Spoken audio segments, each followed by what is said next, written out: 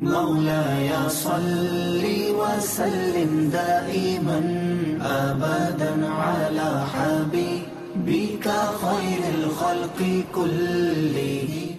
الحمد لله رب العالمين والصلاة والسلام على سيد المرسلين أما بعد فأعوذ بالله من الشيطان الرجيم بسم الله الرحمن الرحيم الصلاة والسلام عليك يا رسول الله وعلى آلك وأصحابك يا حبيب الله الصلاة والسلام عليك يا نبي الله وعلى آلك وأصحابك يا نور الله মাদানী চ্যানেলের দর্শকবৃন্দ, অনুষ্ঠান কাসিদায়ে বুরদায় আপনাদের সবাইকে স্বাগতম। যে যেখানে বসে আমাদের অনুষ্ঠানকে দেখছেন, আপনাদের সবাইকে বলবো শুরু থেকে শেষ পর্যন্ত দেখার নিয়ত করে নিন। নিয়তুল মুমিনি খয়রুম মিন আমালি, মুমিনের নিয়ত তার আমল অপেক্ষা উত্তম। তাই আমরা যখনই কোনো ভালো কাজ করি না কেন, তার পূর্বে ভালো ভালো নিয়ত করে নিই, এতে আমরা সওয়াব অর্জন করতে পারব। দর্শকবৃন্দ, আজ আমরা ইমাম বুসিরি রহমতুল্লাহি তাআলা আলাইহি এর কাসিদায়ে বুরদার আরেকটি পংক্তি নিয়ে আমরা আলোচনা করব। তার পূর্বে আসুন আমরা দুরূদ শরীফের ফজিলত সম্পর্কে শুনে নেই।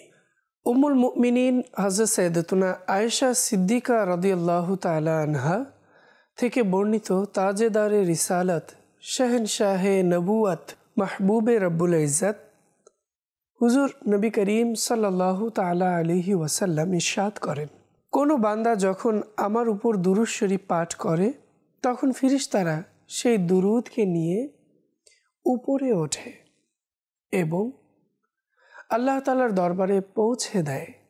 তখন আল্লাহ তাআলা ইরশাদ করেন, তোমরা এই দুরূদগুলো আমার বান্দার কবরে নিয়ে যাও। দুরূদগুলো তার পাঠকের গুনাহ ক্ষমা চাইতে থাকবে, আর এই অবস্থা দেখে সেই ব্যক্তির চক্ষুদয় শীতল হতে থাকবে। সাল্লু আলাল হাবিব সাল্লাল্লাহু তাআলা আলা মুহাম্মদ সাল্লাল্লাহু তাআলা আলাইহি ওয়াসাল্লাম। মাদানী চ্যানেলের দর্শকবৃন্দ, আমরা শুনলাম দুরূদ শরীফের কেমন ফজিলত। আসুন আমরা নিয়ত করে নিই, আমরাও আমাদের প্রিয় নবী হুজুর আকরাম সাল্লাল্লাহু আলাইহি ওয়াসাল্লামের প্রতি দুরূদ শরীফ পাঠ করব।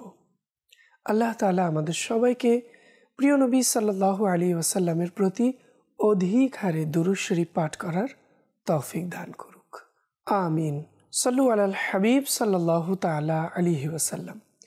মাদানী চ্যানেলের দর্শকবৃন্দ, আজ আমরা ইমাম বুসিরি রহমতুল্লাহি তাআলা আলাইহির যে পংক্তিটি আমরা নিয়েছি, সেই পংক্তি শুরুতে আমরা সুরে সুরে শুনব। এরপর আমরা এর অর্থ এবং ইমাম বুসিরি রহমতুল্লাহি তাআলা আলাইহি এর মধ্যে তার কোন মনোভাবটি তুলে ধরেছেন, এই পংক্তির মধ্যে তিনি কি বলেছেন, আমরা শুনব। আসুন দর্শকবৃন্দ, আমরা শুরুতেই ইমাম বুসিরি রহমতুল্লাহি তাআলা আলাইহি এই কবিতার ছন্দ আমরা সুরে সুরে শুনি দুরূদ শরীফের মাধ্যমে। مولاي صل وسلم دائما أبدا على حبيبك خير الخلق كلهم. لو ناسبت قدره آياته عظاما، لو ناسبت قدره آياته عظاما، أحيا اسمه حين يدعى داري سر إمامي. مولاي صل وسلم دائما أبدا على حبيبك خير الخلق كلهم. দর্শকবৃন্দ, ইমাম বুসিরি রহমতুল্লাহি তাআলা আলাইহি কত সুন্দর পংক্তি যে কবিতা তিনি লিখেছেন প্রিয় নবী সাল্লাল্লাহু তাআলা আলাইহি ওয়াসাল্লামের মহান মর্যাদায়, শান মর্যাদায়, ভালোবাসা নিয়ে তিনি এই কবিতা রচনা করেছিলেন। আসুন দর্শকবৃন্দ, ইমাম বুসিরি রহমতুল্লাহি তাআলা আলাইহি এই পংক্তির মধ্যে কি কি শব্দ তিনি ব্যবহার করেছেন অ্যারাবিক আমরা শুনব। দর্শকবৃন্দ, ইমাম বুসিরি রহমতুল্লাহি তাআলা আলাইহি এখানে নাসাবাত মুনাসাবাতুন মুফাআলা বাব থেকে ওয়াহিদ মুয়ান্নাস গায়বের সিগা অর্থাৎ সামঞ্জস্য হওয়া, বরাবর হওয়া ইত্যাদি অর্থে ব্যবহৃত হয়ে থাকে। আয়াতুহু অর্থাৎ চিহ্ন, আমরা নিশানিয়া যে শব্দ হয়ে থাকে বা একক আয়াত, বিভিন্ন অর্থ এর হয়ে থাকে। এরপরে হু জমির যেটি এখানে ব্যবহৃত হয়েছে, যার ইঙ্গিত করছে নবী করিম সাল্লাল্লাহু তাআলা আলাইহি ওয়াসাল্লামের দিকে। এখানে যে হু জমির ব্যবহৃত হয়েছে এটা নবী করিম সাল্লাল্লাহু তাআলা আলাইহি ওয়াসাল্লাম উদ্দেশ্য। এরপর ইজমান শব্দটি ব্যবহৃত হয়েছে, আজমত সম্মান মর্যাদা। এরপরে আহিয়া শব্দটি ব্যবহৃত হয়েছে বাবে ফাআল থেকে ওয়াহিদ মুযাক্কার গায়বের সিগা, যার অর্থ দাঁড়ায় জীবিত করা। সুবহানাল্লাহ। এরপরে হেইনা, আমরা জানি এর অর্থ অনেকেই হয়তো যখন। এরপর ব্যবহৃত হয়েছে ইউদা, দা ইয়াদু ফেলে মুজারে মজহুল ওয়াহিদ মুযাক্কার গায়বের সিগা, যার অর্থ দাঁড়ায় ডাকা, আহ্বান করা ইত্যাদি। দারিস শব্দটি ব্যবহৃত হয়েছে এভাবে। আর রিমামুন যে শব্দটি ব্যবহৃত হয়েছে অর্থাৎ শুকনো হাড্ডি, যে অর্থে ব্যবহৃত হয়ে থাকে। দর্শকবৃন্দ, ইমাম বুসিরি রহমতুল্লাহি তাআলা আলাইহি এখানে অ্যারাবিক বিভিন্ন ধরনের শব্দ দ্বারা তিনি তার কবিতাকে খুব সুন্দরভাবে সাজিয়েছেন, যার অর্থ আমরা শুনেছি। এখন শুনবো ইমাম বুসিরি রহমতুল্লাহি তাআলা আলাইহি এই কবিতার মধ্যে তিনি কি বলেছেন, আমরা শুনব এর অর্থের মাধ্যমে। আসুন আমরা এর অর্থ অনুবাদ শ্রবণ করি।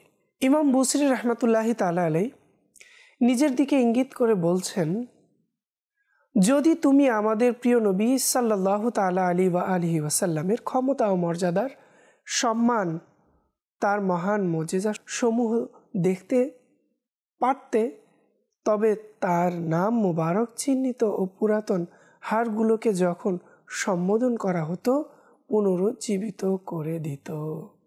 সুবহানাল্লাহ।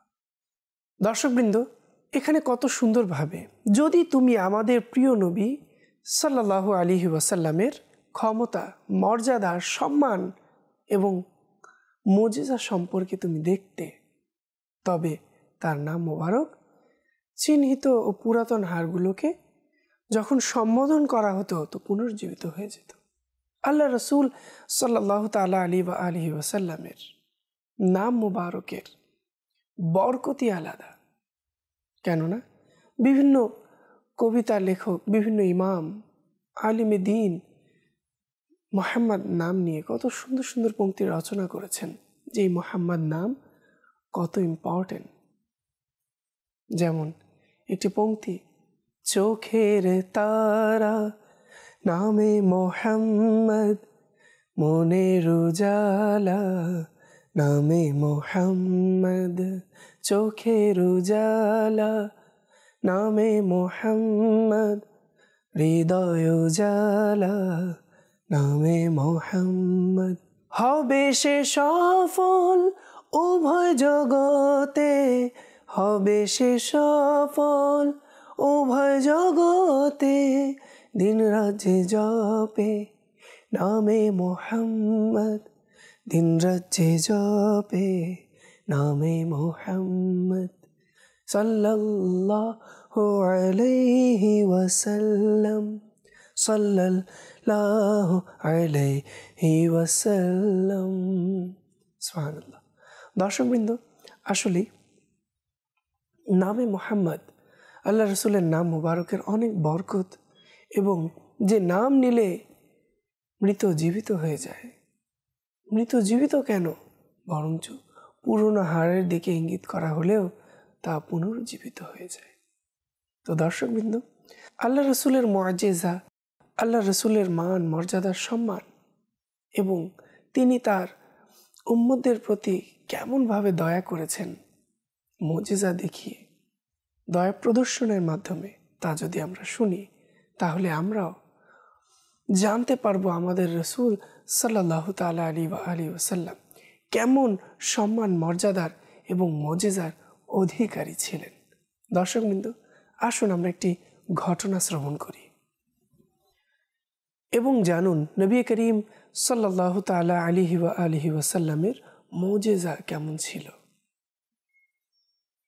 হযরত সাইয়েদুনা ইমাম ইউসুফ বিন ইসমাইল নাবহানী রাহমাতুল্লাহি তাআলা আলাইহি উদ্ধৃত করেন, হযরত সাইয়েদুনা শেখ আব্দুল আব্বাস আহমদ বিন নফিস তুনেসি রাহমাতুল্লাহি তাআলা আলাইহি বলেন, মদিনা শরীফে একদা আমি প্রচণ্ড ক্ষুধার্ত অবস্থায় হুজুরে আনওয়ার সাল্লাল্লাহু তাআলা আলাইহি ওয়াসাল্লামের নুরানি রওজায় আরজ করলাম, ইয়া রাসূলুল্লাহ সাল্লাল্লাহু তাআলা আলাইহি ওয়াসাল্লাম, আমি ক্ষুধার্ত। এমন সময় আমার তন্দ্রা ভাব এসে গেল। সেই সময় কেউ এসে আমাকে জাগ্রত করল আর আমাকে তার সাথে যাওয়ার জন্য দাওয়াত দিল। অতএব আমি তার সাথে তার ঘরে গেলাম। দাওয়াতদাতা আমাকে খেজুর, ঘি, গমের রুটি দিয়ে বলল, পেট ভরে খান, কেননা আমাকে আমার শ্রদ্ধেয় নানাজান নবী আকরাম নূরে মুজাসসাম সাল্লাল্লাহু তাআলা আলাইহি ওয়াসাল্লাম স্বয়ং আপনার মেহমানদারি করার আদেশ দিয়েছেন। ভবিষ্যতে কখনো ক্ষুধার্ত হলে আমাদের কাছে চলে আসবেন। সুবহানাল্লাহ। মাদানী চ্যানেলের দর্শকবৃন্দ, আপনারা শুনলেন তো আমাদের প্রিয় নবী সাল্লাল্লাহু তাআলা আলাইহি ওয়াসাল্লামের কেমন মুজিজা, মর্যাদা ছিল।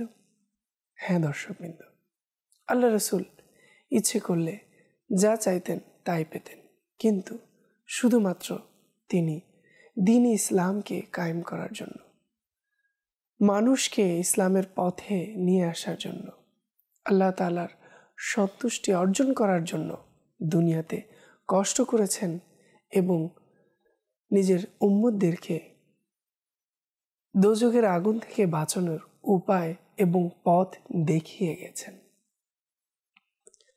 তাই আমাদের স্মরণ রাখা উচিত আমাদের প্রিয় নবী সাল্লাল্লাহু তাআলা আলাইহি ওয়াসাল্লামের এত মর্যাদা, ক্ষমতা, মুজিজার অধিকারী হওয়া সত্ত্বেও দুনিয়াতে কষ্ট করেছেন। কেন করেছেন? শুধুমাত্র আমাদের জন্য। এবং আজ আমরা কি করছি? আজ আমরা আমাদের সেই ইসলামকে, আল্লাহ তার রসুলের সন্তুষ্টিমূলক কাজকে ভুলে বসেছি। দেখা যায় আমরা নামাজকে ছেড়ে দিয়েছি, দেখা যায় আমরা পিতামাতার খিদমত করাকে ছেড়ে দিয়েছি, দেখা যায় আমরা মুসলমানদের হককে নষ্ট করছি, দেখা যায় আমরা দুনিয়ার চাকচিক্যে নিজেদের জীবনকে উজাড় করে দিয়েছি এবং দুনিয়া এবং আখিরাতকে ভুলে বসেছি। দর্শকবৃন্দ, আমাদের এটা করা উচিত নয়। আমরা ঘুম থেকে জাগ্রত হই, আমরা আমাদের প্রিয় নবী সাল্লাল্লাহু তাআলা আলাইহি ওয়াসাল্লামের পথে পরিচালিত হয়ে যাই, আল্লাহ তার রসুলের সন্তুষ্টি অর্জন করি। মাদানী চ্যানেলের দর্শকবৃন্দ, আজ দাওয়াতে ইসলামী আমাদেরকে সেই দিকে আহ্বান করছে, যেভাবে ইমাম বুসিরি রাহমাতুল্লাহি তাআলা আলাইহি এই কবিতা লেখার মাধ্যমে প্রিয় নবী সাল্লাল্লাহু তাআলা আলাইহি ওয়াসাল্লামের নৈকট্য অর্জন করেছেন, যেভাবে তিনি আল্লাহ রসুলের সুন্নতের উপর আমল করেছেন, যেভাবে তিনি প্রিয় নবী সাল্লাল্লাহু তাআলা আলাইহি ওয়াসাল্লামের দ্বীনের দাওয়াত দিয়েছেন, ইসলামের কাজ করেছেন, আমাদেরকেও সেভাবে করতে হবে। তাহলে আমরাও একদিন প্রিয় নবী সাল্লাল্লাহু তাআলা আলাইহি ওয়াসাল্লামের পথে চলে আসতে সক্ষম হব এবং আল্লাহ তার রসুল আমাদের উপরে রাজি খুশি হয়ে যাবেন।